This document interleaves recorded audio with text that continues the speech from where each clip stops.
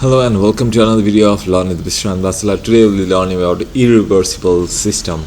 Entropy depends only on the state of the system. Therefore, the change in entropy depends on the difference of the initial and final stage of the system. Whereas enthalpy depended on the temperature, now this entropy depends on the state. Okay. In any irreversible process, the change in entropy is given by delta S equal to initial temperature, final temperature difference, and delta Q divided by T should be greater than 0. The above expression is an important one because it indicates that the entropy differential is always positive. Hence, all separation processes are irreversible. The project engineer as well as the process engineer have to pay extra special attention to anticipate and prevent any appreciable increase in entropy wherever it may occur. For example, heat transfer. If an amount of heat Q at Th is transferred from hot reservoir to cold reservoir at Tc, the latter entropy increase is Q by Tc. Okay, Q by Tc on the and simultaneously the hot reservoir has a final entropy of Q by Th. The difference in entropy is should be more than 1 because Th is larger than Tc. Th is larger than Tc, so hence T by H is smaller of the two. So TC पछाडिको entropy बढी हुनु पर्यो अगाडिको भन्दा किनभने difference त्यही हुनु पर्यो more than 0 हुनु पर्यो.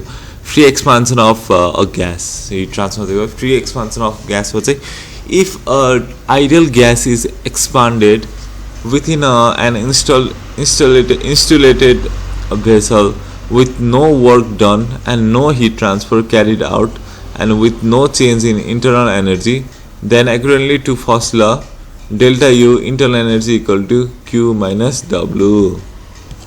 So Q minus W, correct. Therefore W equal to V initial by V final P dV and delta S equal to NR ln BF by BI, where BF is larger than BI. Is the change in entropy is larger. The change in entropy is larger. Okay, so another is a mixing process.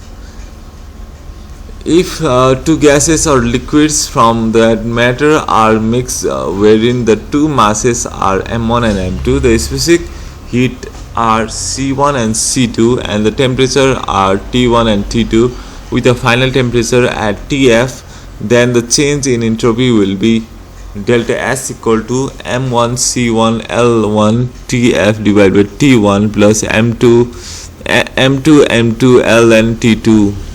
One of the terms on the right will always be positive, the other will always be negative, but the positive term will always be greater in value. In summary, therefore, in all reversible system, the change in entropy will always show an increase and indicated previously. The engineer can only hope to limit the increase to minimum in each and every item, formatting parts of the overall system. Third law. Okay, so we learned about second law. Now third law. Since the liquefaction and separation of gases involves very low temperatures, sometimes in the vicinity of absolute zero, it will be useful to keep in mind the third law of thermodynamics, which was articulated a long time ago by Lord Kelvin. At absolute zero, the Carnot cycle cannot expel heat. At absolute zero, it cannot expel it. Nice. It was also stated by R. Nernst at absolute zero, entropy is constant. Oh my god, entropy is constant. It has been reported that the temperature as low as 0.001 Kelvin has been reached. Oh my god, what is this, man? real gases. Let's learn real gases and we'll go forward. Okay, as stated previously, operation with real gases occurs at low temperature and high enough pressure so that a change of phase, liquefaction, thus takes place. This variation from ideal gases is due to the presence of molecules which have volume are the source of internal energy of the gases.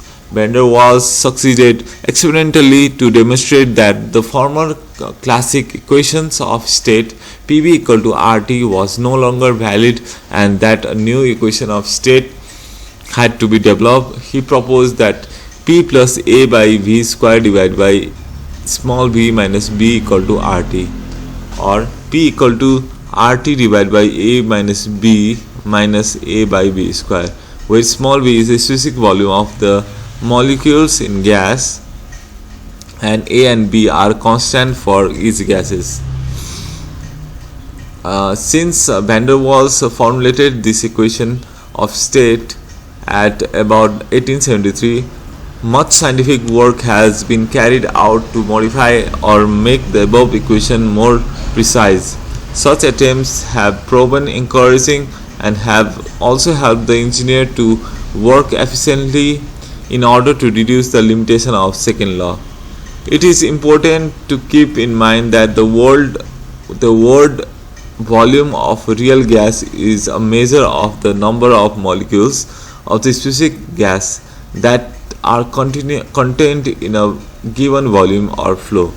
The term normal cubic meter is always measured at 1 atm, which is 101.325 Kelvin pressure, Kelvin Pascal, I say PA, kPa, and at a temperature of 0 degree 273.15 Kelvin.